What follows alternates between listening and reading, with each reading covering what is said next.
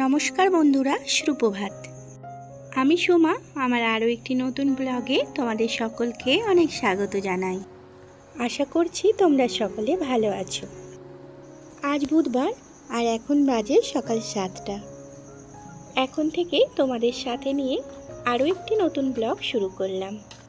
তোমাদের অনুরোধ করছি শেষ পর্যন্ত আমার সাথে থাকার। আশা করছি তোমাদের আজকের ব্লগটা ভালো লাগবে। সকালের সমস্ত বাসি কাজকর্ম মিটে গেছে, আর এখন আমি বানিয়ে নিচ্ছি সোনাদের স্কুলের টিফিন, আবার আমাদের সকালের জলখাবারও বলতে পারো। কারণ বেশিরভাগ দিনই আমি সোনাদের টিফিনেও যেটা বানাই সেটা একটু বেশি করেই বানাই, আমাদের সকালের জলখাবারও হয়ে যায়।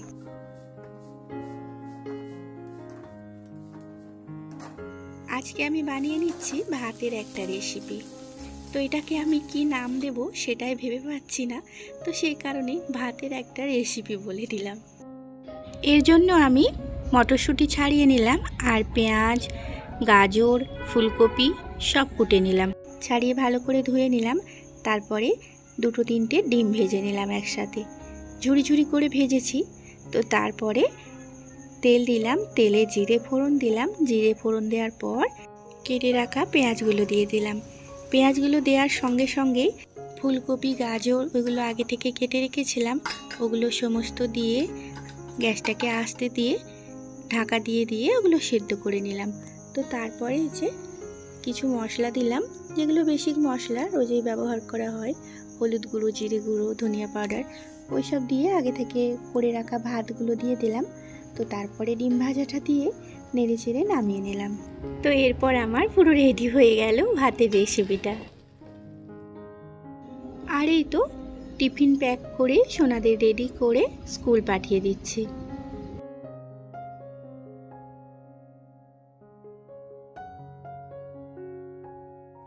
রোজকার মতন ওদেরকে স্কুল পাঠিয়ে দিয়ে বাকি কিছু কাজ সেরে স্নান করে নিলাম।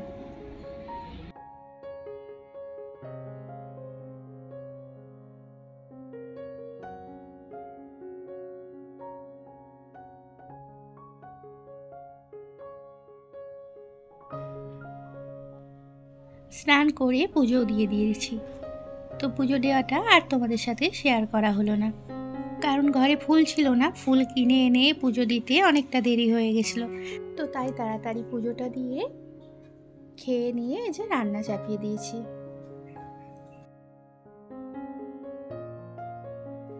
আজকে আমি রান্না করছি মাছের ঝাল আর সজনে ডাঁটা দিয়ে মুসুরির ডাল। কালকে সন্ধেবেলায় যেই মাছটা বাছলাম সেই মাছটাই আজকে রান্না করব। আর এদিকে মাছগুলো ভাজা হয়ে গেল। তারপরে ডালটা ফোড়ন দেব, তো তার জন্য কুচি কুচি করে পেঁয়াজ কুচিয়েছি, আর টমেটো দিয়েছি 2টো, শুকনো লঙ্কা আর রসুন ফোড়ন দিয়েছি, দিয়ে ডালটা ওর মধ্যে দিয়ে দিলাম। সজনে ডাঁটা আর ডাল বেশ ভালোভাবে সেদ্ধ হয়ে গেছে, একটা সিটি দিয়ে নিয়েছি আগেই।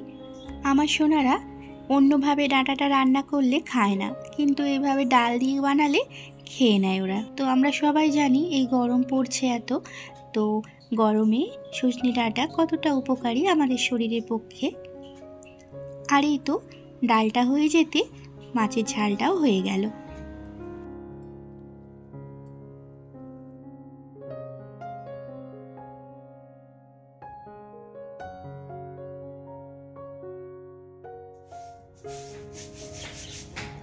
দুটো মতো বাজছে, এই মাত্র আমাদের খাওয়া দাওয়া মিটলো। খাওয়া দাওয়া করে ছাদে এলাম। সেই দিন থেকে গমগুলো ছাদেই পড়েছিল, তো তাই আজকে ভাবছি এগুলো বেচে ভাঙিয়ে আনবো। তো ছাদে তেমন রোদ নেই, 1:30টার সময় ছাদে রোদ চলে গেছে। এখনো চৈত মাস পড়েনি, কিন্তু এদিকে আবার রোদের জোরটা খুব বেড়েছে।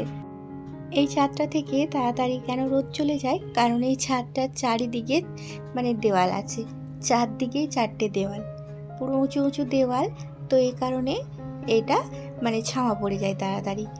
ছাওয়া পড়ে গেলেও কিন্তু রোদের ঝাঁঝটা খুব আছে, কারণ উপরের ছাদগুলোতে খাঁ খাঁ করছে রোদ।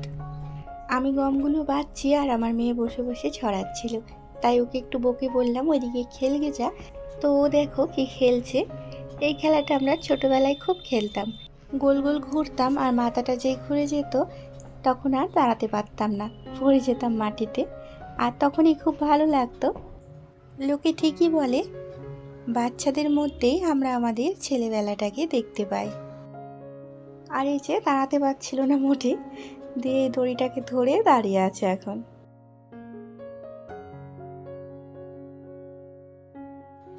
গমগুলো বেছে নিয়ে যে গাছে জল দেব।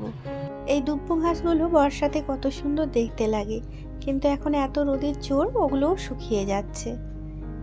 তাও সকালে না হলে বৈকালে রোজই জল দিচ্ছি, তো তাও গাছগুলো কেমন মরে গেছে।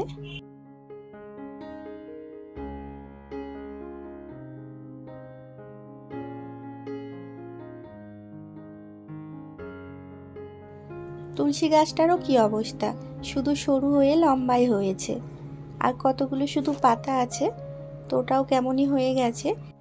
একদম শুকিয়েও যায়নি, আর যে ভালো হয়ে আছে সেটাও না। তো একদম শুকিয়ে গেলে নাই তুলে নেওয়া হয়, নতুন গাছ বসানো যায়। কিন্তু আমাদের একটা নিয়ম আছে, তুলসী গাছ যতক্ষণ না পর্যন্ত শুকোচ্ছে ততক্ষণ তুলতে নেই। তো তাই আর এগুলোকে তুলে ফেলিনি। আমি চেষ্টা করি সংসারের সুখ সমৃদ্ধির জন্য এইসব ছোটোখাটো নিয়মগুলো মেনে চলার। গাছগুলোতে 2-3 মগ করেই জল দিলাম আজকে, কারণ এখন নলে জল আসে না। আর ওই যে নিচের কালো টাকিটা দেখছিলে, ওটাই জল শেষ হয়ে গেছে। আর আমি যে বড় টাকিটা থেকে জল বার করছিলাম, ওটা থেকে জল বার করতে খুব কষ্ট হয়, তো তাই এখন অল্প অল্প করেই জল দিলাম। আবার সকালে যদি নলে জল আসে তখন দিয়ে দেব। গাছে জল দিয়ে অনেক কাপড় জামা ভিজানো ছিল আজকে, সব কেচে ফেললাম এক ধার থেকে। রোজ সকালবেলাতেই কাচি জামা কাপড়গুলো, আজকে আর সকালে জামা কাপড়গুলো কাচা হয়নি, তো তাই এখন কাচতে হলো। সকাল দিকে মোটেও ভালো লাগছিল না কাচাকুচি করতে। এক এক সময় হয় না, কোনো কাজে গা লাগে না, তো ঠিক অমনি হচ্ছিল আজকে সকালটা, তো তাই রেখে দিয়েছিলাম। আর কাপড় জামা তো নয়, পুরো দেখো কত সব কাপড় জামাই কিন্তু ডবল ডবল করে দেওয়া আছে, কারণ 3টে তার, আর 3টে তারই জায়গা ধরছিল না, তো এই কারণে একের উপরে একটা করে চাপিয়ে দিয়েছি।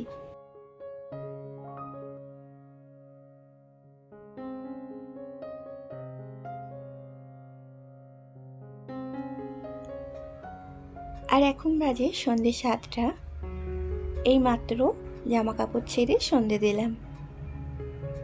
আর এই যে তোমাদের দাদা ভাই বাজার করে এনেছে, বাজার করতে গিয়ে ভালো ব্যাগটা ছিঁড়ে নিয়ে চলে এসেছে। তো তাই ভাবছি ওই যে ছেঁড়া অংশটা দিয়ে অর্ধেক বাজার না পড়ে গেলে হয়। আর এই যে ওকে আনতে বলেছিলাম আলু আর তেজপাতা, কারণ আলু নেই, পেঁয়াজ আছে ঘরে, অনেকগুলোই পেঁয়াজ আছে, তার সত্ত্বেও ওই যে পেঁয়াজ নিয়ে চলে এসেছে।